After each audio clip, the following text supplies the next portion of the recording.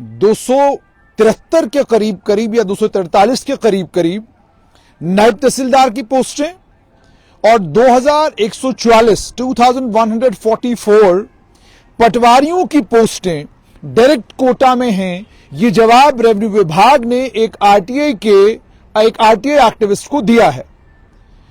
अब इस जवाब के आने के बाद स्टूडेंट्स असमंजस का शिकार हैं कि अगर 2000 से ज्यादा पटवारियों की पोस्टें और 200 से ज्यादा नायब तहसीलदारों की पोस्टें वैकेंट हैं, तो फिर आखिरकार वजह क्या है कि जम्मू कश्मीर की सरकार ने जेकेजीएडी ने केवल और केवल 38 सीटें ही क्यों 38 सी पोजीशंस क्यों भेजी हैं Jammu Kashmir service selection board को फिलअप करने के लिए। 273 के करीब जैसे मैंने आपको कहा 273 के करीब नायब तहसीलदार की पोस्टें, 2144 के करीब पटवारी की पोस्टें डायरेक्ट कोटा में हैं। यह जवाब रेवेन्यू विभाग ने एक आरटीआई एक्टिविस्ट को दिया है।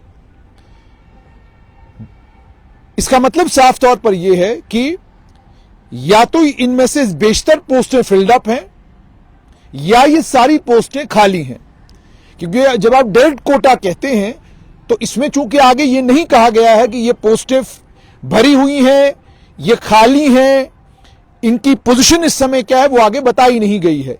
लेकिन जब आप कहते हैं डायरेक्ट कोटा तो इसका मतलब इसके दो मतलब निकलते हैं। मतलब ये निकलता है या तो इन पोस्टों को फिल कर दिया गया है, भर दिया गया है इन पोस्टों को, और अब जो इनमें से खाली पोस्टें हैं उन पोस्टों को जेकेएसएसबी को रेफर कर दिया गया है, या ये सारी पोस्टें खाली हैं और इन्हें जेकेएसएसआरबी को रेफर करना अभी बाकी है। ये दो मतलब इसके निकलते हैं। लेकिन अगर आरटीआई के जवाब में रेवेन्यू विभाग ये मानता है कि उसे 2144 के करीब डायरेक्ट कोटा की पोस्ट उनके पास हैं और 273 के करीब नायब तहसीलदारों की पोस्टें उनके पास हैं, तो फिर बच्चे ये सवाल पूछ रहे हैं कि केवल 38 ही पोस्टें क्यों रेफर की गई हैं Jammu Kashmir service selection board को। है तो सवाल तो बनता है।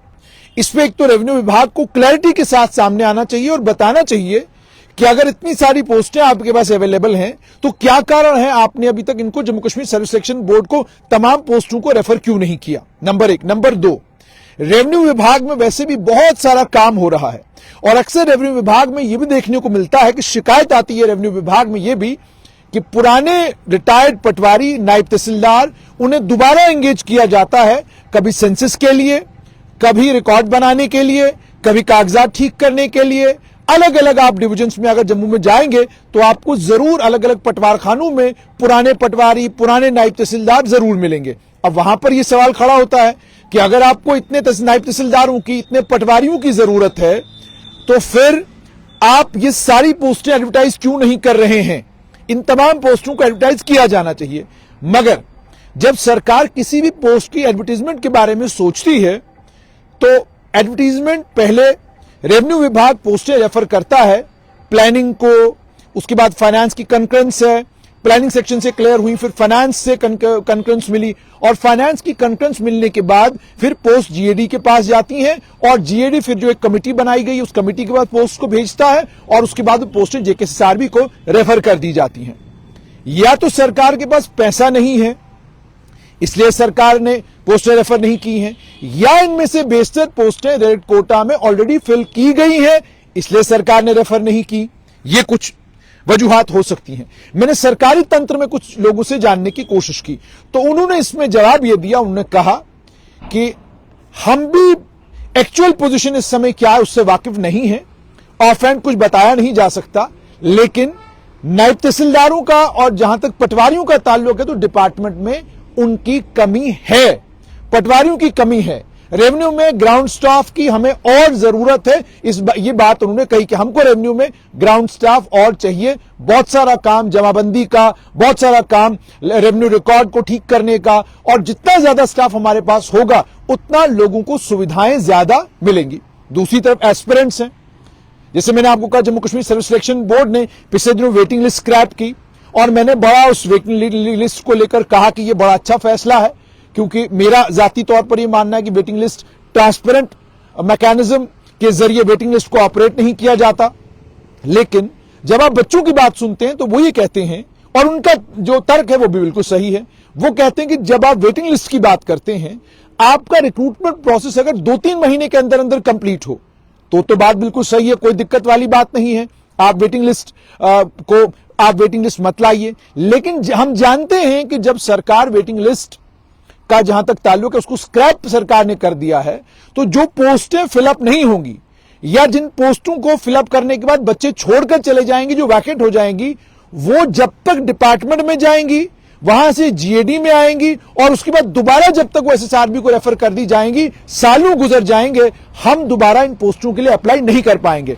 उनका यह कहना है अगर तो ये पोस्टें जल्द रेफर हो, अगर तो ये पोस्टें जल्दी एडवर्टाइज हो और जल्दी उनकी रिक्रूटमेंट हो तो समझ सकते हैं कि ठीक है, सरकार का फैसला ठीक है। लेकिन हम जानते हैं कि सरकार ने सब इंस्पेक्टर की रिक्रूटमेंट 3 साल में की, सरकार ने जूनियर असिस्टेंटों की रिक्रूटमेंट में 3 साल लगा दिए, सरकार ने तमाम जितनी भी रिक्रूटमेंटों का रिकॉर्ड भी जम्मू कश्मीर की सरकार का है वो कोई अच्छा रिकॉर्ड नहीं है। हालांकि 2019 से 2023 तक जो सरकार का रिकॉर्ड है वो कंपैरेटिवली बहुत बढ़िया है, क्योंकि जैसे मैंने आपको कहा, मैं आंकलन इस बात पर नहीं करता कि पिछली सरकारों ने क्या किया, लेकिन मैं आंकलन इस बात पर करता हूं क्योंकि एक जब आप आई विटनेस होते हैं तो आपको ज्यादा बेहतर पता होता है कि पहले कैसे रिक्रूटमेंट होती है, अब कैसे होती है।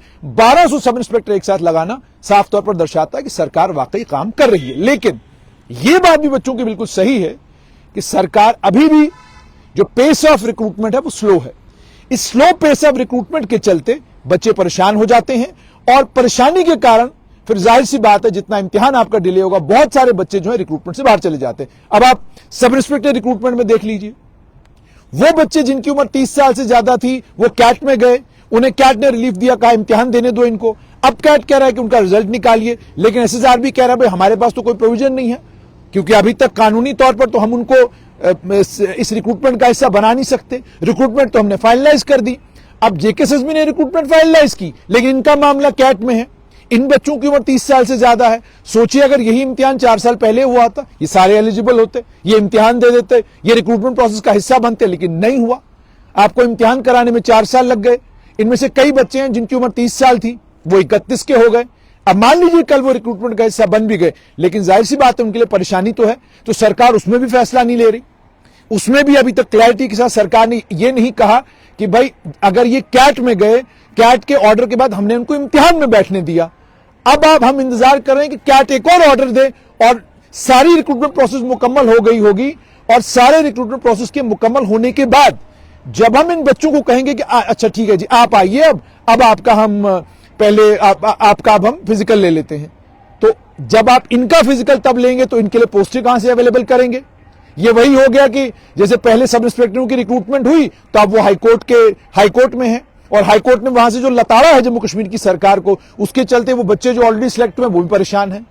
तो मतलब कहने का ये कि जो भी कोई रिक्रूटमेंट आप करते हैं, आप उस रिक्रूटमेंट को गोल गोल क्यों घुमाते हैं। आप रिक्रूटमेंट आपने की, बड़ी कमाल का काम आप लोगों ने किया, सब इंस्पेक्टर आपने सिलेक्ट किए, जूनियर असिस्टेंट आपने सिलेक्ट किए, आपने उसके अलावा जेई सिविल जल शक्ति के वो बेचारे एस्पिरेंट्स, मुझे आज भी याद है जो प्रेस क्लब के बाहर वो बच्चियां बैठे थे, उनका रिजल्ट आप निकाला। मगर मामला जैसे मैंने आपको कहा कि जरूरी ये है कि आप जब रिक्रूटमेंट करें उसके साथ जुड़ी हुई लिटिगेशन का भी आप पूरा ख्याल रखें।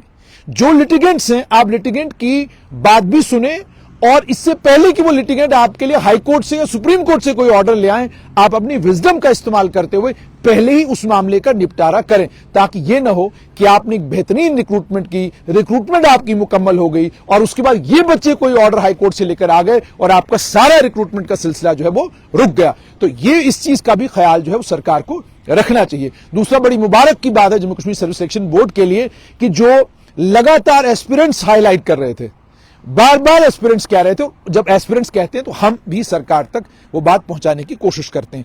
एस्पिरेंट्स ने कहा ये वेबसाइट बहुत अच्छी होनी चाहिए, डायनामिक हो, वेबसाइट ऐसी हो कि क्रैश न करे। आप जो ही उस पर अपना रोल नंबर डाउनलोड करना शुरू करते हैं, आप अपना रिजल्ट देखना चाहते हैं, तो कोई अच्छी वेबसाइट नहीं थी आंखों के लिए। मतलब आप देखना भी चाहते थे तो आपको मन नहीं करता था उस वेबसाइट को देखने का। लेकिन अब सुनने में यह आ रहा है कि जेकेएसएसआरबी नई वेबसाइट बनवा रहा है, वो भी खुशाइन बात है। लेकिन जेकेएसएसआरबी को अपने लेवल पर जो एस्पिरेंट्स और वो जो बच्चे लड़ाई लड़ रहे थे, देखिए एक बात में बड़े फराख दिली के साथ आपसे करना चाहूंगा। बड़े सारे बच्चों के मैं कमेंट पढ़ रहा हूं और बड़ा अफसोस हो रहा है। कुछ स्टूडेंट लीडर्स को लेकर वो लोग कह रहे हैं कि देखो जी, इसका तो ये रैंक आ गया, ये तो इस रैंक पर है।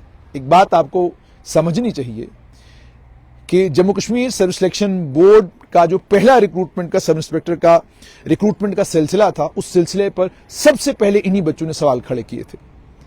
इन लोगों ने लड़ाई लड़ी, ये आज रिक्रूटमेंट का पार्ट नहीं बने। इन्होंने सब इंस्पेक्टर का इम्तिहान दिया, इनसे क्वालिफाई नहीं हुआ, लेकिन इसका कतई भी यह मतलब नहीं है, इनका कंट्रीब्यूशन नहीं है। इनका कंट्रीब्यूशन यह है कि इन्होंने जो सीबीआई में जांच करवाई और जिस जांच के नतीजे में बाद में जेकेएसएसआरबी ने दोबारा इम्तिहान कराया और बड़े सारे बेईमान रिक्रूटमेंट के प्रोसेस से बाहर हुए, उसका क्रेडिट इन बच्चों को जाता है। तो अगर इन्हें क्रेडिट जाता है तो क्रेडिट दिया जाना चाहिए। जाती तौर पे मुझे किसी की शक्ल पसंद नहीं है या मेरी शक्ल किसी को पसंद नहीं है, उसका कतई भी यह मतलब नहीं है कि हम इस बात को रिकॉग्नाइज न करें कि इन बच्चों का कंट्रीब्यूशन है। और इनकी मांगे गलत भी नहीं थी। इनकी उसके बाद लगातार जो यूट्यूब और फेसबुक पर वीडियोस आई, मांगे क्या थी कि जनाब जो लोग स्कैमस्टर थे, जिन्हें सीबीआई ने माफ कीजिएगा चार्जशीट किया हुआ है, जिनको सीबीआई ने चार्जशीट किया, आपने इम्तिहान में क्यों बैठने दे रहे हैं आप उनको? बिल्कुल सही मांग। दूसरा कि आप एक ऐसा कानून लाइए जिस कानून के जरिए जो भी ऑफिसर पेपर लीक में लिप्त पाया जाए उसको सख्त से सख्त सजा मिलनी चाहिए। सरकार को गंभीरता के साथ इस पर सोच विचार करना चाहिए। यह आपकी ट्रांसपेरेंसी और अकाउंटेबिलिटी को बढ़ाने का काम करेगा। और तीसरा कि आप जिस भी एजेंसी को लाते हैं वो एजेंसी ब्लैक लिस्टेड और टेंटेड नहीं होनी चाहिए। कोई गलत मांग ये भी नहीं है। और शायद इन्हीं बच्चों के शोरगुल की वजह से सरकार ने जेकेएसएसआरबी से कहा कि फिलहाल इम्तिहान आप खुद करिए, खुद आप इम्तिहान करिए। तो जेकेएसएसआरबी आज इम्तिहान खुद कर रही है।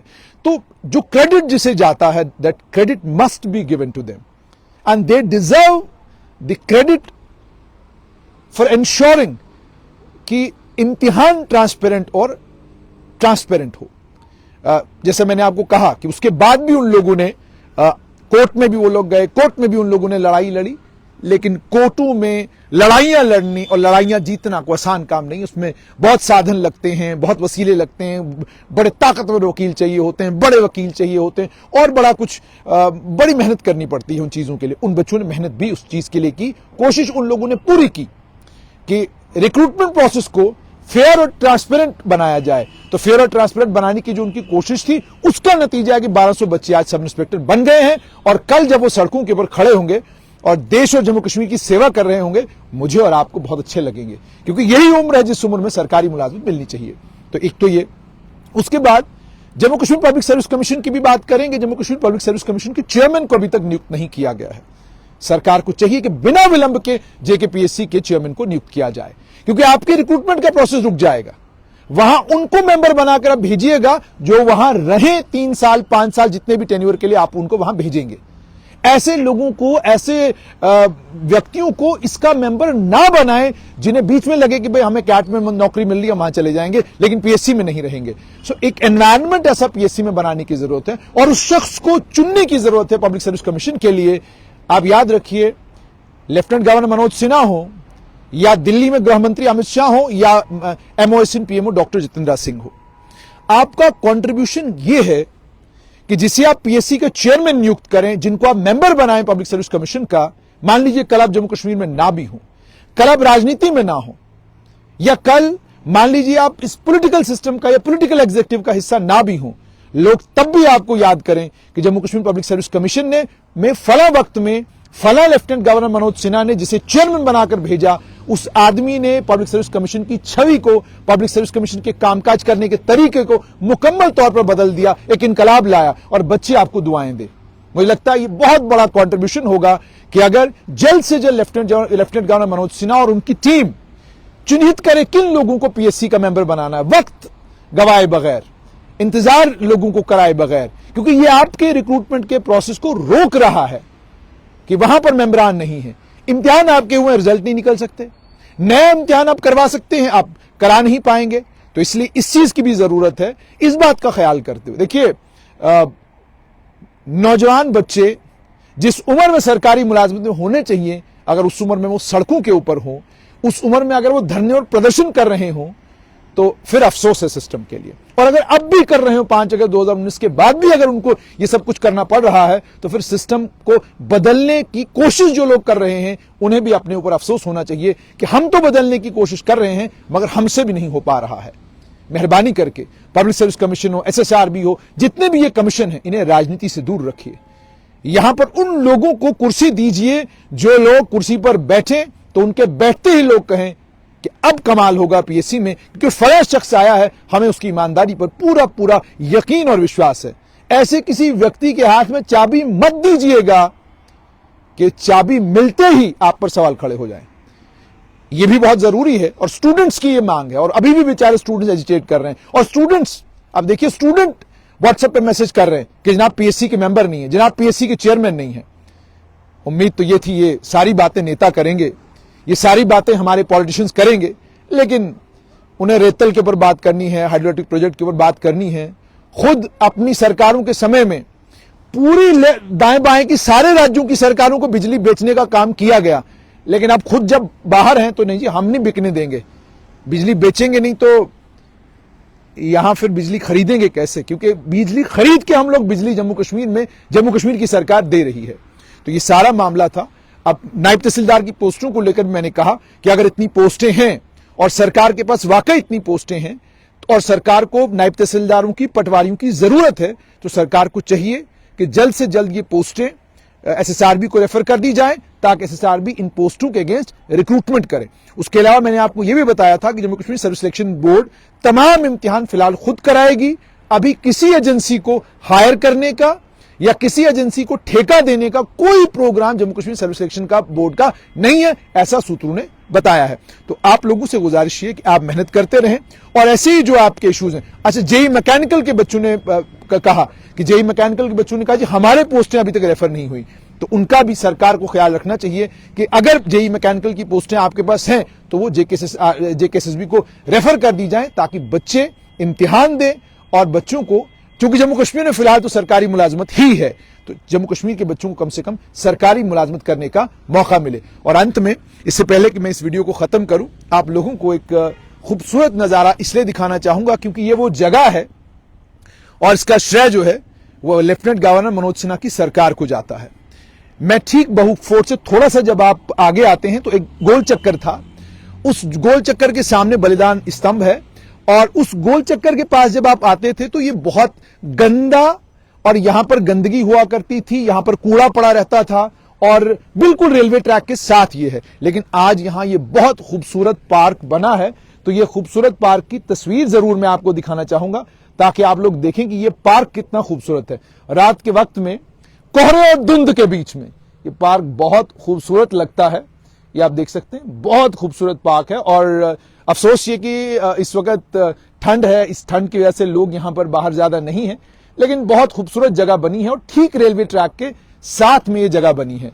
तो इस खूबसूरत जगह का ये मैं आपको नजारा करा रहा था। मैंने कहा आप भी इस खूबसूरत जगह को देखें, सराहें और अगर मौका मिलता है तो यहां जरूर आए। और बहुत ब्यूटीफुल है ये जगह और ऐसा ही कुछ निर्माण जो है, ऐसा ही कुछ डेवलपमेंट जो है वो ठीक मुट्ठी में वहां पर सरकार ने किया है जहां मुट्ठी में एक समय गंद, कूड़ा और नाला बहता था और उस नाले के साथ में पिछले 2 साल पहले आपने वहां की तस्वीरें भी स्ट्रेट लाइन के ऊपर देखी होंगी कि जब वहां बाढ़ आई तो किस तरीके से वो एक ट्रांसफार्मर बहा कर ले गई। अब वहां पर भी एक बड़ा खूबसूरत पार्क बना है, तो इस खूबसूरत पार्क का आप दोबारा से नजारा करें। मैंने कहा आप लोगों को ये पार्क भी साथ साथ में दिखाऊं और जितने भी स्टूडेंट्स, आप लोगों से गुजारिश है आप मेहनत करते रहें, हार्डवर्क करते रहें और जब तक प्राइवेट एंटरप्राइज और प्राइवेट इन्वेस्टमेंट जम्मू कश्मीर में आती नहीं और आकर जम्मू कश्मीर में मजबूती के साथ प्राइवेट इंफ्रास्ट्रक्चर खड़ा नहीं होता, सरकारी मुलाजमत एकमात्र तरीका है आपके पास अपनी रोजी रोटी ईमानदारी के साथ कमाने का। तो आप लोग हार्डवर्क करें, मेहनत करें और जब हार्डवर्क और मेहनत के बाद आप लोगों को मौका मिलता है तो इस पार्क का दीदार और इस पार्क का नजारा जरूर करें। बहुत खूबसूरत पार्क है शाम के वक्त में। और मैं आपको एक और चीज यहां से बताऊं कि सेल्फी खींचने का और खूबसूरत फोटो खींचने के लिए भी ये जगह बहुत अच्छी है। बट यहां दिक्कत एक ही है कि जब आप इस जगह पर आएंगे तो आपको अपनी गाड़ी पार्क करने के लिए जगह ढूंढनी पड़ेगी, क्योंकि यहां कोई भी जगह सेफ नहीं है जहां पर सेफली आप अपनी गाड़ी पाक कर सके। तो सभी बच्चे जो तैयारी कर रहे हैं, ये भी आपने सिविल सर्विसेज एंड एस्पिरेंट्स हैं कोई, उनने कहा most Patwari post will be referred. मेरी दुआ है जल्द रेफर हो, आप लोग मेहनत करें और आप लोग रिक्रूट भी हो और आप लोगों को सरकारी मुलाजमतें भी मिले। और जम्मू कश्मीर सरकार से यही उम्मीद और यही तवक्का कि जितनी ट्रांसपेरेंसी और जितनी अकाउंटेबिलिटी आप सिस्टम में ला सकते हैं उतनी कम है। ज्यादा से ज्यादा ट्रांसपेरेंसी और अकाउंटेबिलिटी लाइए ताकि सिस्टम इतना ट्रांसपेरेंट और अकाउंटेबल बने कि आपको सिस्टम की ट्रांसपेरेंसी और अकाउंटेबिलिटी पर आपको फख्र हो, आपको खुद पे फख्र हो कि ये काम हमारे कार्यकाल में हुआ है। मैं यकीन से आपको बताता हूं कि जम्मू कश्मीर में जो मौका लेफ्टिनेंट गवर्नर मनोज सिन्हा को मिला है, यह मौका एकमात्र ऐसा मौका है कि आप हिस्ट्री क्रिएट कर सकते हैं, कि वापस जाकर आप ये कह सकते हैं कि मैं जब गया था तो जम्मू कश्मीर की ये तस्वीर थी और जब मैं वापस आया हूं तो ये तस्वीर है। आज एक बहुत बड़े होटल ग्रुप के मालिक बात कर रहे थे, वो बता रहे थे मैं कश्मीर गया तो मैंने कश्मीर को स्मार्ट देखा, वाकई कश्मीर श्रीनगर में स्मार्ट सिटी नजर आती है। तो साथ में उन्होंने अफसोस भी किया कि जनाब जम्मू में स्मार्ट सिटी कहीं नजर नहीं आती, ये भी सच है। लेकिन इस पार्क में अगर आप आते हैं तो ये पार्क भी आपको स्मार्ट लगता है और इस पार्क को देखकर आपको लगता है वाकई जम्मू में कुछ जगहों पर स्मार्ट सिटी नजर आती है, बाकी काम चल ही रहा है। तो ये खूबसूरत नजारा आप अगर देख रहे हो तो इसी से आपको अंदाजा हो रहा होगा कि ये पार्क कितना खूबसूरत होगा। तो आखिर में दोबारा से ये कि नायब तहसीलदार और पटवारी की पोस्टें अगर वाकई रेवेन्यू डिपार्टमेंट के पास इतनी हैं तो रेवेन्यू डिपार्टमेंट को चाहिए कि जल्द से जल्द ये पोस्ट जो हैं वो Jammu Kashmir service selection board को रेफर कर दी जाए। और अगर पैसा नहीं है तो फिर स्टूडेंट्स को भी इंतजार करना पड़ेगा।